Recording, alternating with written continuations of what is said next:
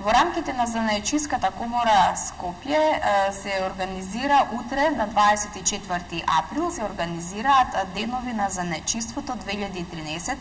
На манифестацијата Занаечиската комора ќе организира и неколку настани активности. За тоа малку повеќе ќе разговараме со мојата денешна гостинка, тоа е Елена Гунова од Занаечиска комора Скопје. Елена, добро ни дојдовте утре во студиото.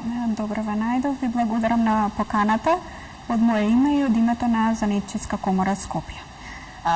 Драго ни е што дојдовте и што ќе успееме да поразговараме и да споделиме некои информации со нашите гледачи кои што верувам дека ќе се интересираат на денешната тема. Да, ви благодарам уште еднаш на поканата. Значи, чест и задоволство ми е да присуствувам на оваа емисија со цел, како што и веќе кажавте, најава на утрешната манифестација, која што во главном ќе трае и неколку дена. Значи, тоа е денови на занаетчество 2013 заедно со пролетниот базар на домашни ракотворби. Така, ќе ни кажете ли сега малку повеќе која е целта на една ваква манифестација? Да, денови на занаетчество е манифестација која што се одржува неколку години уназад, која што се надеваме ќе се одржува и наредните години, бидејќи оваа манифестација е пред се промоција на занаетчеството како главен, тоест битен економски фактор за развој на државата. Потоа целта на оваа манифестација ни е зачувување на традицијата и на културата на македонскиот народ. Потоа исто имаме за цел подигање на имиџот на занаетчеството, преку кое што го правиме, преку промоција на средните стручни училишта со цел доближување на занаетчиските занимања до граѓаните, до децата, до нивните родители со цел подигање на нивната свест и нивна ориентација, тоест големување на интересот на младите лица за изучување на некој од занаетите со цел за да им покажеме дека и занаетот значи може да биде нивна определба, нивно понатамошно занимање кое што може и такако да им обезбеди добар живот и екзистенција. Така, што ќе биде опфатено во текот на манифестацијата? Ќе може ли малку поопширно да ни раскажете? Да, значи во рамките на манифестацијата, како што најавив и претходно, значи ќе има и пролетен пазар на домашни ракотворби. Манифестацијата ќе трае од 24 до 27 април. Во рамките на манифестацијата ќе има промоција на средните стручни училишта, значи дел од стручните училишта на градот Скопје ќе имаат своји промотивни штандови, каде што ќе презентираат дел од нивните наставни програми. Потоа ќе има пролетен базар на домашни ракотворби, тоа ќе бидат значи домашните креативните ракотворци, членови на Занаетчиска комора Скопје. Во рамките на манифестацијата ќе имаме и ревија на народни носи, ревија на модели со етно елементи, ќе има ревија на накетот филигран, ревија на накетот монистра, ревија на венчаници со ревија на фризури. Дел од фризурите ќе бидат изработени од учениците од Средното стручно училиште Димитар Влахов, со кој што имаме одлична соработка. Од самиот одговор што ми го дадовте, заклучив дека слушнавме дека ќе има нели многу настани, многу активности, многу ревии. Убаво е да се дојде да се видат сите тие работи, нели? Меѓутоа, освен вие, односно Занаечиската комора, кои се другите помагатели за да се организира утрешниот настан? Само испуштив да напоменам дека во рамките на манифестацијата е предвидено да има и работилници, тоа е ќе биде отворена работилница за изработка на накетот филигран.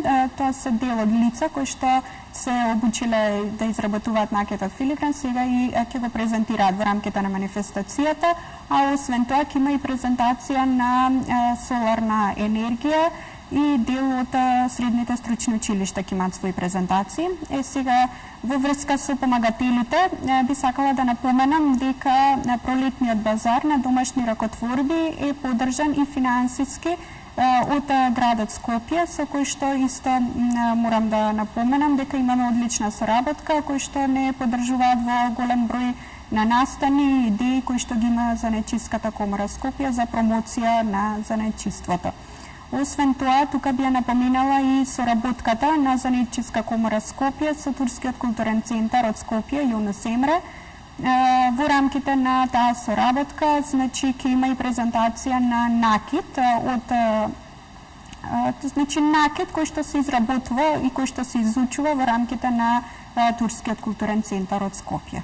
Како дојде до таа соработка? Еве би сакала малку тоа да ни објасните. Првичната соработка беше, значи, самиот Турски културен центар од Скопје пројави интерес за соработка со Занетчиска комора Скопје од причина што и едната и другата институција имаат некои заеднички интереси, заеднички допирни точки кои што доколку би се споиле, значи би излегло добра соработка.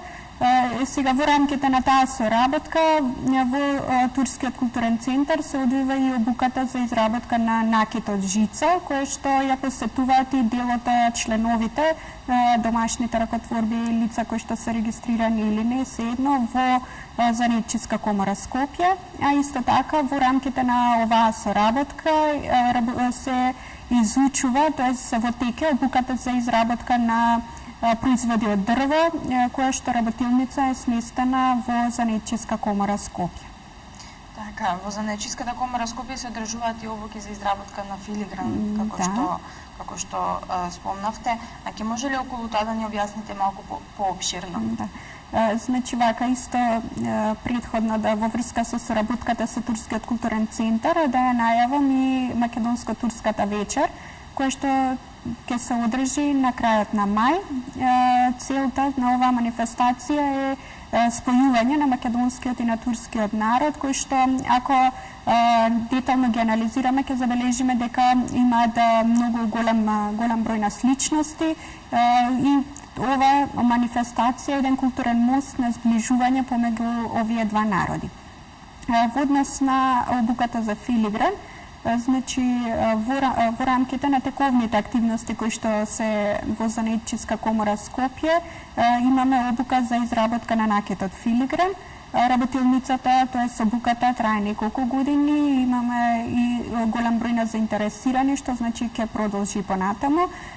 Значи се обучуваат лица кои што имаат интерес и талент за изучување на овој занает.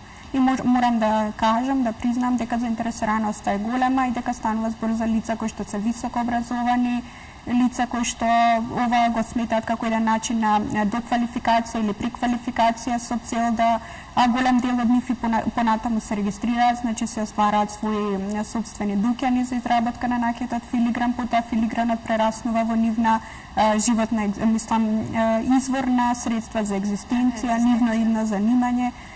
Значи, обуката за накита за филигран е добра можност за од една страна нешто ново да се научи, од друга страна тоа и да се примени, значи тоа да биде од голема корист. Така, дали како се одвива обуката? Дали примате например нови членови постојано или тоа си има некој одреден период? Значи вака обуката се одвива 6 месеци, значи трае 6 месеци, со тоа што се оди секој работен ден од понеделник до петок по 4 часа. Обуката, како што напоменав, значи за да се совлада изработката на накид е потребно подолг временски период од 6 месеци. По завршувањето на тие 6 месеци организираме нова обука, значи во текот на тие 6 месеци не се примаат нови членови, бидејќи не би можеле да се вклопат некои во средината на обуката. Најдобро е обуката да се почне од самиот почеток и да си се обучува лицата во текот на целиот период од тие 6 месеци. Има ли голема заинтересираност еве конкретно за оваа обука? Да, имаме голема заинтересираност и пред најчесто огласот го пуштаме во дневните весници, меѓутоа морам да признам дека и пред објавувањето на огласот веќе ни се пријавуваат лица, значи заинтересираноста е голема. Ние стоиме на располагање, организираме смени предпладне и попладне со цел да им излеземе во пресрет на сите оние кои што се заинтересирани и сакаат да го изучуваат овој занает. И заради тоа оди обуката во 2 смени, па дури во рамките на филигранската работилница им овозможуваме на оние лица кои што завршиле обуката да може да користат опремата и за изработка на накид од филигран, бидејќи најчесто не се во можност самите да си обезбедат опремата и алатите, бидејќи тие се многу скапи, но затоа Занетчиска комора Скопје им овозможува, значи, користење на дел од просторот и алатите за да можат значи да си ги изработуваат своите производи кои што понатаму ги пласираат на пазарот и според нивните кажувања има и доста голема заинтересираност за нивните производи. Баш ми е драго. Да, тоа е добра можност сепак. Да, секако. Колку се негува еве за занаетчиството во Скопје? Имате ли некакви сознања? Морам да признам дека во последниот период има и доста помлади лица кои што се заинтересирани, кои што прашуваат, кои што се регистрираат за некои од дејностите, за занаетчиските дејности и гледаат перспектива во изучување на некои од занаетчиските дејности и занимања. И тоа го гледаат како нивна понатамошна професионална ориентација, значи нивен извор на средства, за нивна понатамошна екзистенција. Значи, има голем интерес, заради тоа и занаетчиската комора и постои, значи ние заради тоа на секој можен начин се трудиме да го подигнеме имиџот на занаетчиството преку голем број на промотивни кампањи, а тоа е се со цел за да допреме до надлежните институции, до обичниот граѓанин, до младите и да им покажеме дека занаетчиството всушност може да биде нивна значи понатамошна професионална ориентација која што може да им понуди и такако значи добри средства за екзистенција. Меѓутоа морам да напоменам дека доколку сакате да бидете успешен занаетчија и успешен мајстор и така натаму, мора постојано да ги следите сите новини, текови на производство, новите пред се новата технологија, новиот модерен дизајн, за да она што ќе им го понудите како крајен производ на купувачите, мора да биде нешто што ќе им се допадне, што и ќе им се допадне, но и ќе има употреблива вредност. Така, еве спомнавте дека и утре нели на манифестацијата ќе се прикажат многу гранки од занаетчиството, нели? Кој занает е најмногу распространет, најмногу баран да се научи?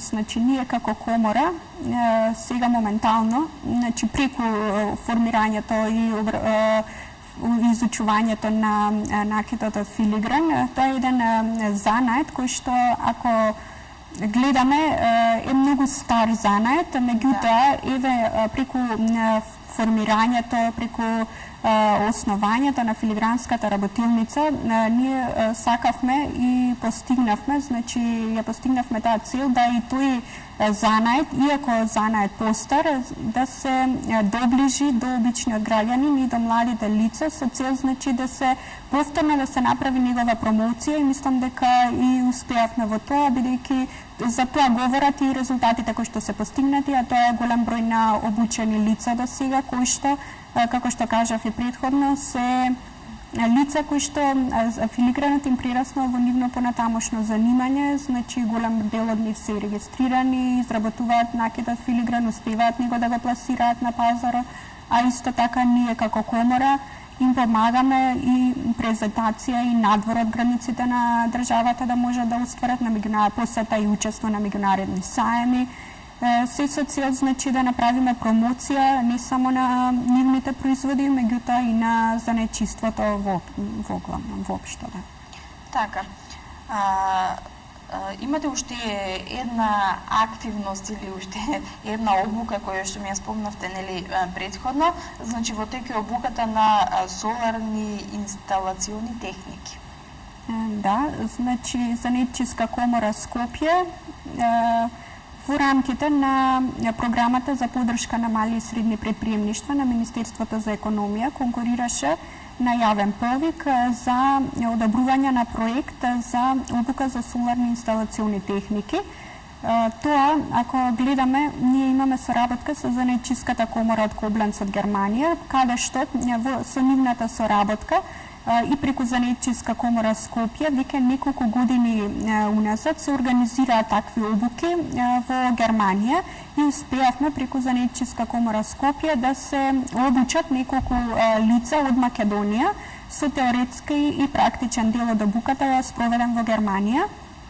и имаше како дел од обуката имаше и обука за мултипликатори, тоест лица кои што понатаму ќе можат тоа што го стекнале, тоа практично и теоретско знаење на тие обуки и семинари во Германија, истото да го пренесат и на делот заинтересираните во нашата држава. И како резултат на тоа, значи, тргнати од таа идеја, аплициравме на јавен повик на Министерството за економија со цел барем малце финансиски да не подржи за и ние самите како комора да организираме и спроведуваме таква обука за соларни инсталациони техники. Проектот беше одобрен и како резултат на тоа во тек е неговата реализација, значи услови кои што лицата требаше да ги исполнуваат за да може да се пријавуваат оние сите кои што беа заинтересирани за посета на таа обука. Пред се главна целна група ни беа лицата кои што ќе се пријават да бидат невработени со цел за да можеме да ги обучиме, па потоа тие самите да се снајдат на пазарот на трудот, да бидат невработени, да бидат од соодветна градежна, машинска или електрострука и да имаат барем минимум предходно некое познавање од областа, т.е. предходно работно искуство.